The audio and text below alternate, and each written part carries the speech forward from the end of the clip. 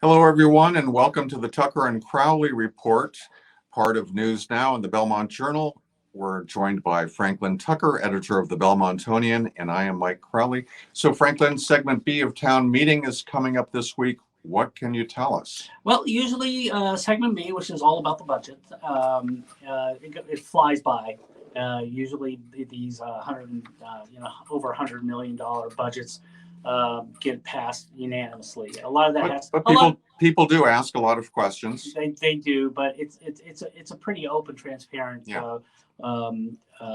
process, so people know where the money is going.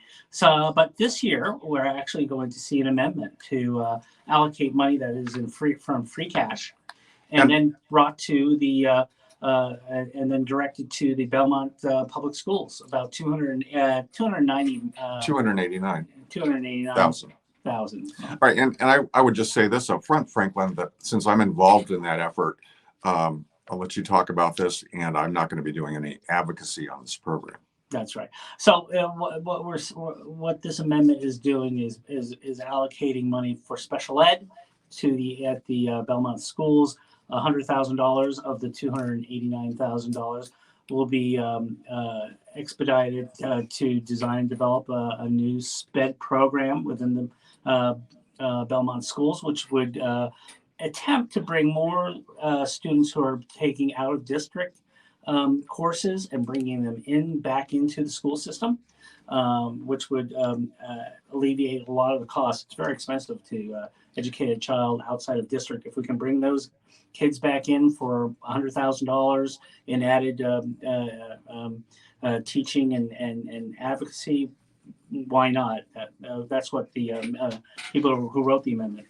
And then for the remainder, $189,000, it'd be 2 SPED positions. Now, these positions, I believe what the people who are asking for this, they would give the money to the school district, and they then would be responsible for spending it on individuals. Now, if they spend it on 2 directors, SPED directors, you then have or 2 SPED chairs. SPED chairs. You then have 2. You then basically have 2 additional SPED teachers or instructors, because you free up staff who are already doing that work. That's right. So it's something that has been advocated for a while. This is not something that is coming out of left field. It's on the priority list of the school committee. What they're referring to is the parking lot, things that aren't being funded this year, but are things that are of interest to school committee members. Or real needs for the school. Yeah. Now the number of the people who are advocating for this, some real broad cross section of the town, everyone from school committee members to people who are on the, I believe on the warrant committee, if I see it right, and just regular citizens. So I think this is something that could get broad support and could pass pretty easily. You could also see pushback, but I don't think so. I understand that Patrice Garvin has met with the people who advocated for this amendment, and it doesn't seem like she's going to, even if she does say that she's against it, she's not pushing very hard. All right, Franklin. Do we expect any other surprises at town meeting? So I will say this, that I have heard that Mike Widmer is hoping to do segment B in 2 days, although there are 3 days allotted. Mm-hmm.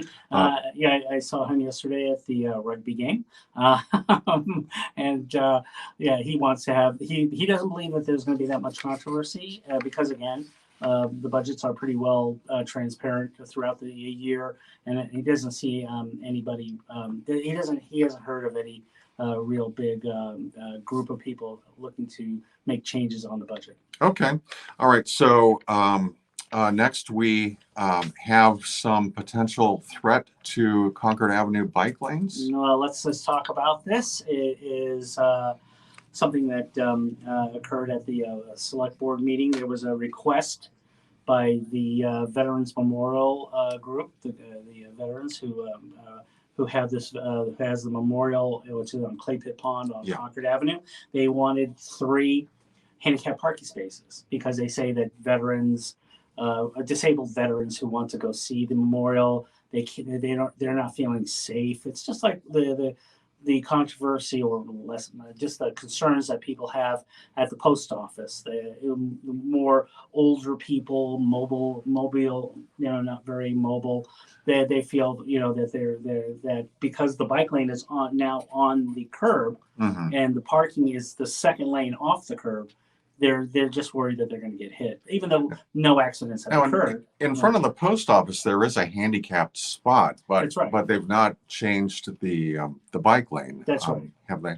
No, but there has been a lot of discussion about that, Okay. and so we'll get back to that. But let's talk about the handicap space over at Concord Avenue by the memorial. Now, no one's saying that this is a bad idea, but they're just saying, you can have handicap parking and continue to have the bike lane. The veterans are pushing for the bike lane to be the parking to be on the curbside, which would force the bike lane to jut out onto Concord Avenue and then jet back in. Now, Glenn Clancy, who's our town engineer, and he's also the director of the Office of Community Development. He said very candidly, this is becoming a house of cards, and what he meant by that is, this is a very commendable thing to do. Have a handicap parking space for disabled veterans. He said, but what's the next one? What is the next commendable thing that people want to change the bike lane to put, whether it's a lane or pushing the lane parking for handicapped students. Right, exactly.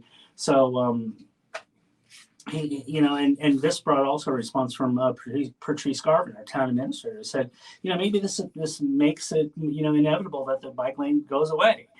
And I think what they were saying is, that you're just going to, it's a slippery slope when you start giving out handicap parking spaces, because then the bike lane becomes nothing more than a slope, a slalom course down the street, and you lose all the real safety of having it along the curbside.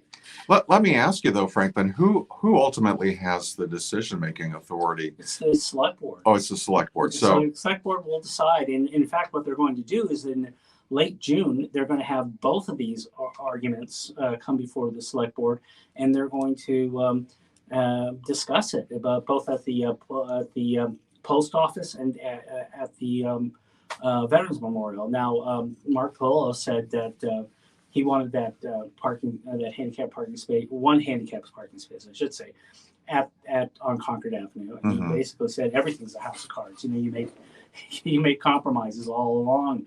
So I think what you're seeing is that there are people who want to just provide this service to the veterans, and you have others like Roy Epstein, who's taken a real interest in finding out what's happening along Concord Avenue, especially with the schools, the middle school and the high school.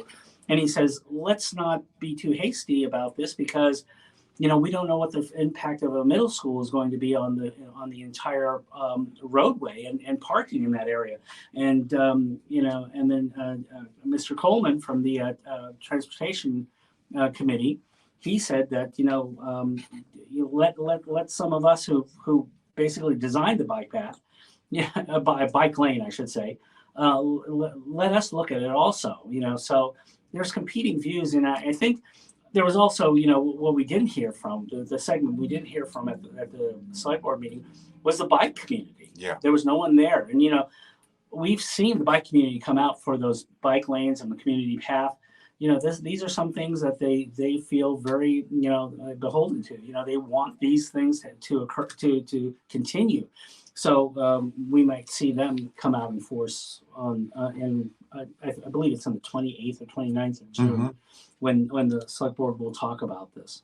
All right, so stay tuned for that. And unfortunately, I'll be missing that discussion. I'll be helping my son move out of his dorm room.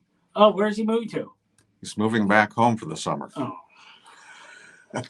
All right, so Next up, we have a library update. That's right. The library design is coming on nice and fast. We're looking at the fall for the beginning of construction. Okay. One thing that you should know, there's a if you followed the library, you would know that one of the centerpieces was going to be this big staircase right in the middle, and it was going to be just this fabulous place where you not just walked up the staircase, but you could like sit and do work on it. It's a very multi-purpose one. Well, it turns out that it took up a lot of space and took up a lot of money, so they basically crunched it down a little bit. So there won't be enough space for sitting on the staircase Right, any longer. So basically, what you're going to do is you're going to have less of a, it was going to be one of those things. So if you went into the building, it was going to be like, oh my, this is fantastic, and now it's going to be, oh look at this, this is kind of fantastic. But I think the most interesting thing is about the construction itself and where you put staging. Where you stage, like where do you put all the Construction steel, materials. where do you put the construction cars, where do you put workers' cars, and what their suggestion is, and I know the select board was like, does that really work? Is if it's a very popular place, but we don't have a true name for it, but it's the indentation or the ditch Next to the pool. Next to the pool, and it's the place where during the winter, past winters, after snowfall and rain, it would be an outdoor skating. Just people could do it now. It was like a pond, a skating pond. That hasn't happened a lot over the last 2 years, just because we've had such warm winters. So what they're thinking about doing is putting a mat on the bottom and then crushed gravel. Okay. And the reason for that is it's because it's a swampy mess. Even during droughts, it'll still be muddy there. It's not, and that a lot of that has to do with the natural what was there before the town, and that was the Wellington Brook. So it effectively, it's next to the brook is now in a culvert. Okay. That goes off into Clay Pit Pond. Mm-hmm. So it's wet. So now I think people should look at whether any of that ditch is part of the culvert, because I understand that if you break it, it's not only do you own it, but you're gonna have to repair it. So I think they'll do the due diligence they have to. But yeah, so for 2 years you're going to have staging. That'll become a staging area. All right, that'll be fun. And the reason they want to do it there is because across the street the rink is being built, so you can't stage it across the street. All right, so next up. Connolly's is often thought of as a Belmont establishment. It's not, but a lot of Belmontonians go there. And what's up with Connolly's? Yes, people were talking about how it looked like.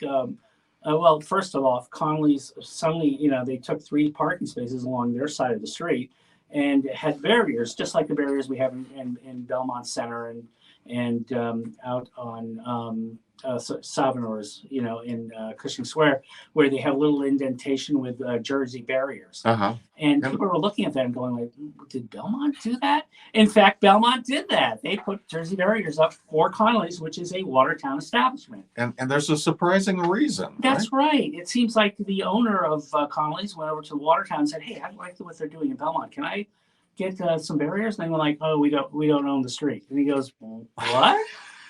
He says, up to the curb, it's Belmont. He said, what do you mean by that? He says, that's what it is, So he went to Patrice Garvin and said, I understand that Belmont has the street up to my curb.